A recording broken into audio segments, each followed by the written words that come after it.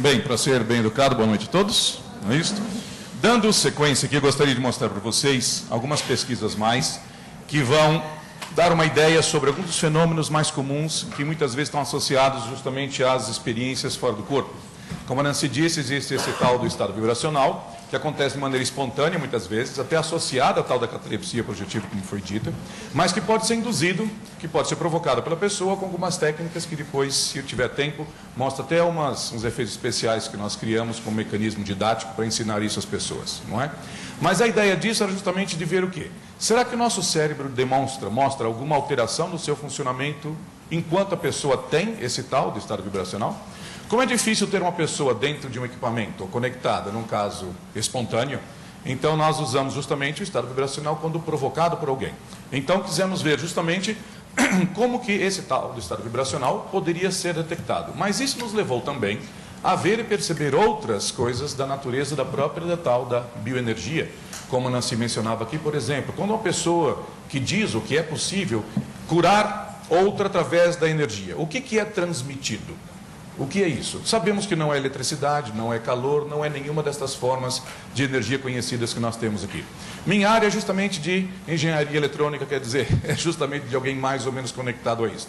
Então, a princípio, nós usamos, e vou mostrar depois ali à frente, eletroencefalógrafo. Mas aqui ele estava só demonstrando como que as nossas ondas cerebrais, nosso estado mental, consciencial, mudaria a cada estado.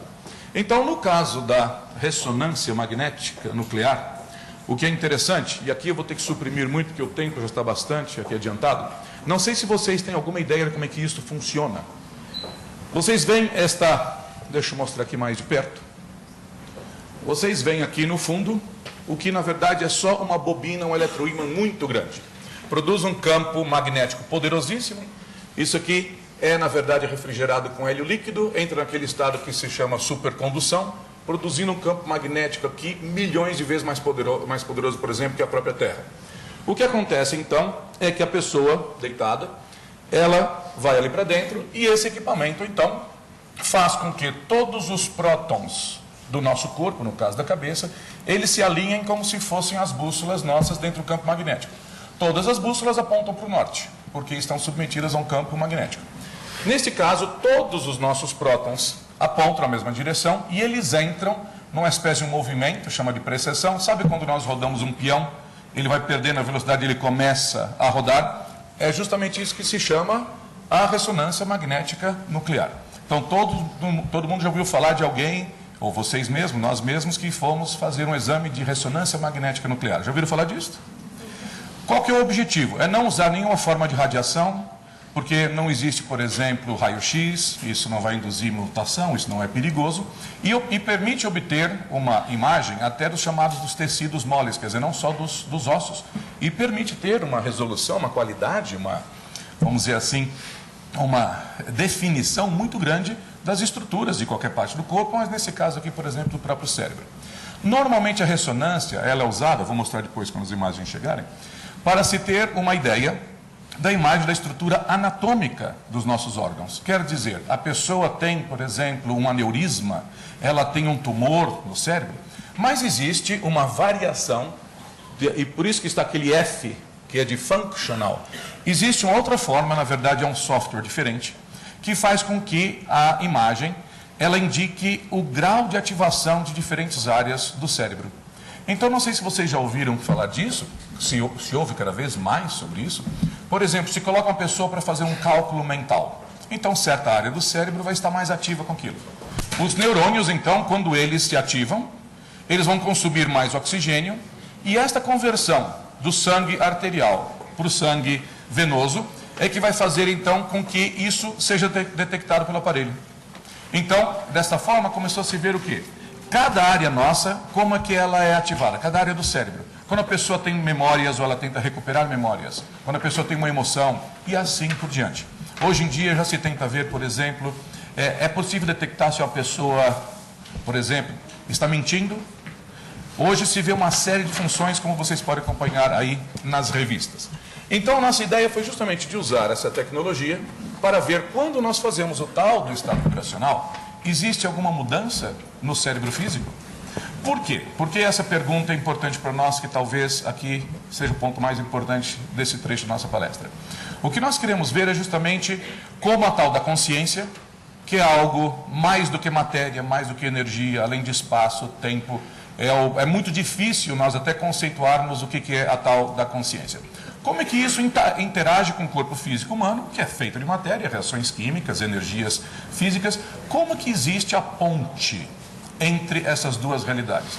Dentro da própria filosofia, que não tem nada a ver diretamente com a conscienciologia, eles chamam esse o problema difícil da consciência. Quer dizer, como algo não material, que para nós é de outra dimensão, controla, interage, aprende e vive através de algo que é material. Então é justamente este o ponto aqui. E claro que escolhemos o estado vibracional por ser algo que nós podemos repetir. Então vocês vão ver aqui a cobaia aqui sou eu mesmo. Então, nós usamos outras pessoas também, e esse capacete simplesmente capta as ondas de volta, de acordo com cada procedimento que a pessoa faz. Então aqui eu quero mostrar a imagem funcionando. Mostrar para vocês. Quer ajuda? Sim? Só um instantinho aqui. Período de repouso pré-OLVE, OLVE número 4. Vou mostrar aqui. 19 de dezembro de 2009, Wagner Alegretti. Isso aqui é a Nancy, na sala de comando, acompanhando o experimento. Então veja como é que foi feito isso. Vou ter que suprimir bastante aqui. Dentro do tempo que nós planejamos para cada sessão, o primeiro terço, aproximadamente de uns 30 segundos, seria a pessoa, nesse caso eu, completamente relaxado, sem fazer nada. O segundo terço, eu fazendo um procedimento, que depois, se tiver tempo eu mostro para vocês, de mover as nossas bioenergias, como foi citado antes aqui, dentro do corpo, a princípio devagar, e depois começar a acelerar, até que nós induzimos um fenômeno de ressonância das energias, que é justamente o estado vibracional induzido, que pode até provocar, muitas vezes, várias formas de parapsiquismo, pode provocar até a tal da experiência fora do corpo. E o terço final, aproximadamente mais ali, acho que era 1 minuto, mais ou menos, era a pessoa sem fazer absolutamente nada. Então o que vocês veem aqui é a estrutura do meu cérebro. Vocês veem várias imagens, porque o aparelho faz como se fosse diferentes fatias, diferentes cortes em diferentes alturas, em diferentes pontos. Ali vocês podem ver, por exemplo, a altura dos meus olhos, até o nariz, até o topo da cabeça. Tá? Então, no início, enquanto está esse tempo inicial, não se vê absolutamente nada. Por que isso é importante? Mostra que simplesmente estando lá, com os pensamentos normais que nós temos, não chegou ao ponto de criar nenhuma espécie de sinal ou de evidência maior. Num determinado momento, que a Nancy está controlando pelo relógio, me avisa por um fone de ouvido que está na hora de começar a fazer a OLVE. OLVE é o nome que nós damos a essa técnica de mover as energias. Então, saltando aqui um instantinho, deixa eu falar isso agora. Tá? Estou preocupado só com o tempo. Aí eu começo a fazer a OLVE. E vocês vão ver, mais para o final, começa a aparecer. Conseguem ver umas manchas coloridas? Aqui. Aqui no computador aparecem com cores mais vivas. Mas mais para o final, deixa eu dar uma pausa aqui. O que é interessante é que quando não se diz, comece a fazer a OLVE, começa a mover as energias. Começam a aparecer algumas imagens, sim, mas se vê que existe um tempo para que isso comece realmente a aparecer no cérebro. Mesmo depois, quando ela disse, termine o procedimento do movimento das energias, essas imagens continuam aparecendo. Por quê? Essa técnica tem uma pequena deficiência. A ressonância magnética, até a funcional, ela permite uma resolução espacial muito boa, quer dizer, nós podemos ver exatamente em que área do cérebro com precisão de uma fração de centímetro, mas ela tem um atraso, ela tem uma falta de precisão no tempo, que é o contrário justamente do eletroencefalógrafo, que te dá uma precisão no tempo muito boa. Se tem uma mudança de pensamento ou no nosso procedimento mental, acusa-se praticamente imediatamente. Mas a eletroencefalografia não permite o posicionamento ali muito preciso de onde isso acontece no cérebro. De qualquer forma, no final, que é o que mais importante para nós, e claro, eu estou suprimindo muitos dados interessantes, vocês vão ver justamente... desculpa. Se observa ativações muito intensas em certas áreas, mas aqui, isso, claro, foi um experimento de dezenas que nós fizemos. Nós repetimos isso muitas vezes em diferentes condições, com diferentes pessoas. Mas se vocês observarem, nós temos um problema aqui muito sério. Esta máquina, foi criada, ela é feita para detectar imagens dentro do cérebro. Então, algo como isto, que vocês veem aqui, estão vendo isto? Fora da cabeça, não deveria acontecer. Tanto que o médico, o radiologista que estava conosco, o dono dessa clínica, que nos emprestou, deu o tempo da máquina, ele disse, algum problema, um artefato. Repetimos e repetimos, repetimos, e acontecia do mesmo jeito. Caso não houvesse o movimento das energias, esse tipo de artefato não acontecia. Então nós pensamos, parece que a tal da energia está alterando não só as características fisiológicas dos neurônios, como funcionam, mas estariam criando como se fosse um campo ao redor da própria cabeça. Então vejam só aqui uma coisa interessante. Se voltamos aqui, vocês vão ver uma outra imagem, claro, uma imagem estática, mais precisa, de uma das vezes que nós fizemos esse procedimento de mover as energias. Vejam o quanto das imagens aparecem do lado de fora. Mas o que é interessante, que a máquina é toda baseada em computação, em estatística, vocês observam que foi feito um círculo aqui e outro aqui, com umas áreas de estudo. E aqui existe um tratamento matemático e estatístico, justamente no período, o terço central, enquanto eu estou movendo as energias, é que vocês observam que existe uma variação maior do sinal da ressonância magnética nuclear. Agora, o que existe de interessante aqui? Nós tivemos a seguinte ideia. Bem, em vez de só mover as energias e tentar criar um estado vibracional, o que acontece então se nós tentarmos exteriorizar a energia, lançar a energia para fora? E obtivemos um efeito ainda mais intenso, que vocês veem aqui, e que se eu for ao vídeo, vocês vão ver aqui. É interessante. Que eu vou suprimir também. Repouso pré-exteriorização. Vocês podem ver aqui, ela disse repouso pré-exteriorização. Durante um bom tempo, praticamente, vocês vão aqui, não existe nenhum sinal. Num determinado momento, a Nancy me diz, exteriorize. Então começa a exteriorizar, ou transmitir energias, como uma pessoa faria para curar outra, por exemplo, ou para limpar as energias do seu ambiente. E nós começamos a observar então algum sinal. No final, para economizar tempo, vamos colocar assim, vocês vão ver que isso vai crescendo, desculpe aí a imagem balançando, mas veja só no final o que acontece. Isso é só um momento final, porém... Olha só as imagens fora, não só dentro, mas fora. O nosso amigo, esse médico, vocês podem imaginar o que ele disse, não é? Ele disse, vocês quebraram minha máquina. Uma máquina que custa quase $1 milhão. Não é isso? Custa $1.000 e tantos por dia só para mantê-la funcionando, quer dizer, desligada sem usar. O que ele disse? Disse de brincadeira, claro, mas ele falou, bem, aqui vocês não precisam de um médico, mas vocês precisam de um físico. Por quê? O que acontece que muda as características quânticas dentro do núcleo das moléculas dos átomos, melhor dizendo, que estão no ar. Então, claro, nós repetimos e começamos a ver, bem, então essa tal da bioenergia, prana, chi, altera características da matéria? Para nós, claro, até para um xamã, até para um curador ou curandeiro, isso é uma coisa muito óbvia, mas na ciência não se tinha encontrado até agora uma forma de repetir isto, que seja uma maneira mais objetiva. Então, seguindo, nós usamos aqui uma outra possibilidade. Na ressonância magnética nuclear, eles usam uma garrafa d'água que é chamada do Ghost, ou do Phantom, melhor dizendo, em que essa garrafa d'água é colocada no lugar da cabeça da pessoa, ou do corpo da pessoa, entra dentro da máquina, e como é um meio inerte, não vivo, não varia, eles ajustam a máquina, calibram. Então a quantidade de amplificação, a intensidade do campo magnético, ajustam tudo, para que a máquina não esteja muito insensível. Se ela estiver sensível demais, começa a captar ruído, eles ajustam tudo. Então eu tive a ideia, bem, Se eu exteriorizar, transmitir energias para esta água, o que vai acontecer? Então aqui vocês vão ver o arranjo como é que foi, não é isso? Bem, vocês podem imaginar, passar umas 2, 3 horas nisso me deu uma dor nas costas das piores que eu já tive.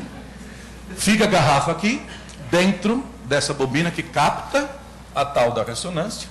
Tudo isso entra dentro da máquina, desse túnel claustrofóbico, para quem já esteve ali dentro sabe como é que é. E qual foi o procedimento aqui? Similar ao anterior. Durante cada uma das pequenas sessões, o primeiro terço era não fazendo absolutamente nada, eu com as mãos ali, inclusive por fora desse capacete, dessa bobina secundária, justamente para observar se simplesmente a presença das minhas mãos induziria algum tipo de resultado. Nada, não apareceu absolutamente nada. No segundo terço, eu começaria a exteriorizar energias, transmitir, e depois observaríamos o que aconteceria, e até no terceiro terço, que é depois, quando eu paro de fazer isto. Então, apertava-se o botão, isso entrava ali para dentro, e vocês vão ver aqui agora o vídeo que é, que é interessante.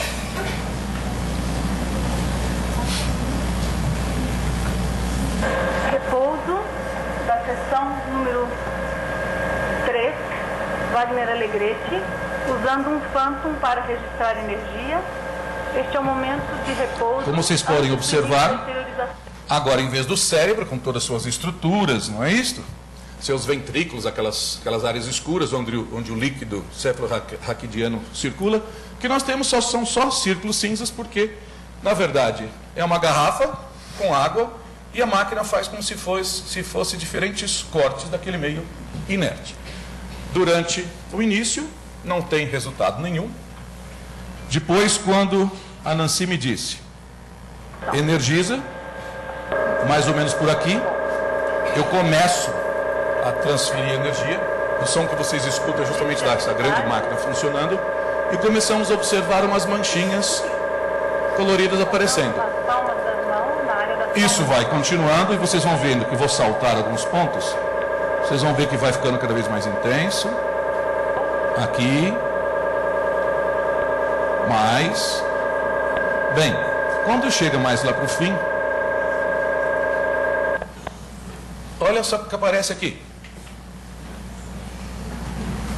Então o que quer dizer isto? Essa é só uma ilustração, quer dizer, um efeito gráfico. Não é porque essa luz tem aparecido mesmo visualmente, é simplesmente como o computador ilustra que alguma característica da água, a nível quântico, dentro do núcleo, mudou lá. Qual que é a relevância para nós disto? Isso pode parecer simplesmente um detalhe técnico. É que essa tal da energia, chamada prana, chi, orgônio, fluido vital, fluido magnético, magnetismo animal, e tem uma lista de mais de 100 sinônimos diferentes, ela até hoje não tinha sido detectada de uma maneira mais objetiva. Pessoas podem sentir, plantas têm um crescimento mais rápido sob essa energia, pessoas já conseguiram, por exemplo, desacelerar a reprodução de bactérias dentro de um meio de cultura, várias coisas secundárias, mas não uma medida mais direta da energia.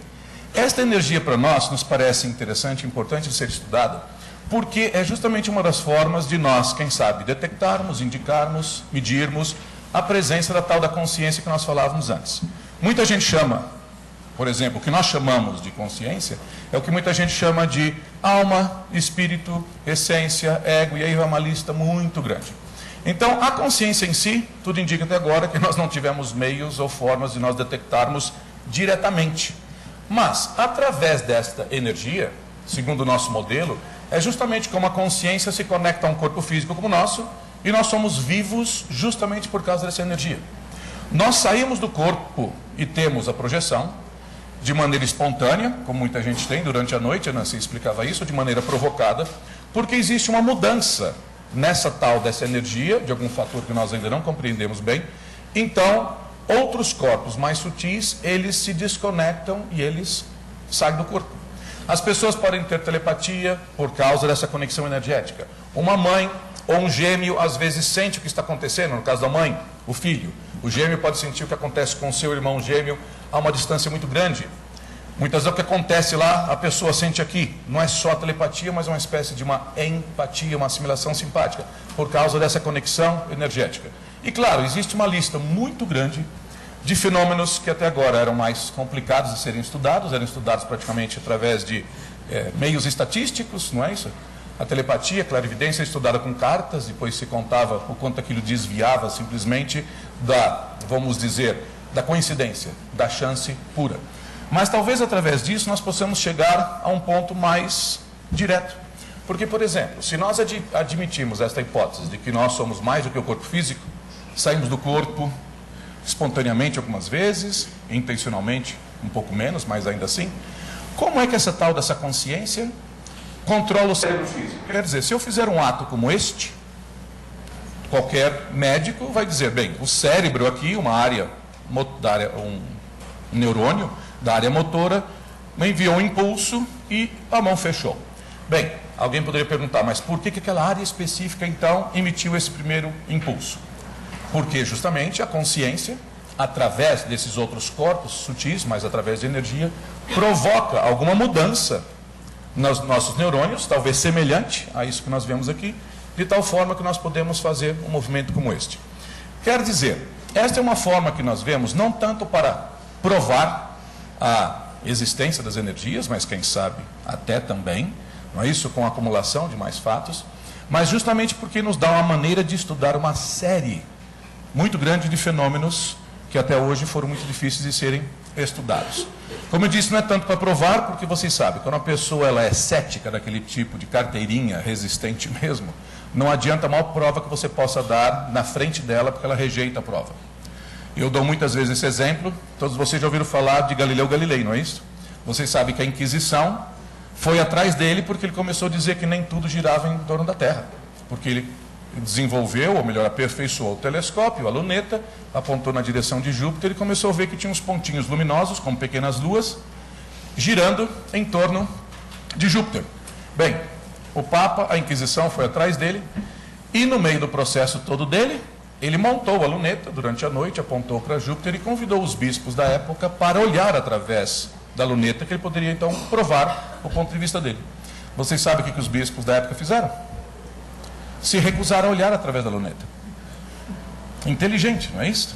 Então, vocês vejam, por melhor que seja a prova, sempre vai depender do grau da capacidade mental da pessoa de entender, aceitar aquela prova. Quanta gente ainda acha, por exemplo, que não se deve vacinar as crianças, quando a gente acha que o ser humano nunca chegou à Lua, quanta gente ainda acha uma série de coisas. Tem gente nesse planeta que ainda acha que a Terra é plana, para vocês terem uma ideia, não é isso? Independe das provas. Mas nós achamos que através desta e de outras formas, nós podemos aprofundar muito mais dentro do estudo desta área toda. Agora, claro, nós estivemos aqui falando dos estudos mais científicos. Agora, qual é a relevância disso tudo para o indivíduo? Quer dizer, para cada um de nós, mesmo que não sejamos cientistas disso tudo. Eu pergunto, caso vocês hoje à noite saiam do corpo depois de tanta discussão aqui, não sei se alguns já vão ficar com medo por causa disso, só de ter mencionado, já vai ter gente que não vai querer dormir hoje à noite. Mas vamos supor que vocês tenham uma experiência, não é, desta de se sair do corpo. O que vocês pensariam, como é que veriam a própria vida? Mudaria de alguma forma, alguma coisa? O que vocês fariam? Mudariam a maneira de ver a vida vocês próprios? Estou tentando encontrar aqui uma experiência, uma simulação. Deixa eu ver aqui. Opa, desculpa.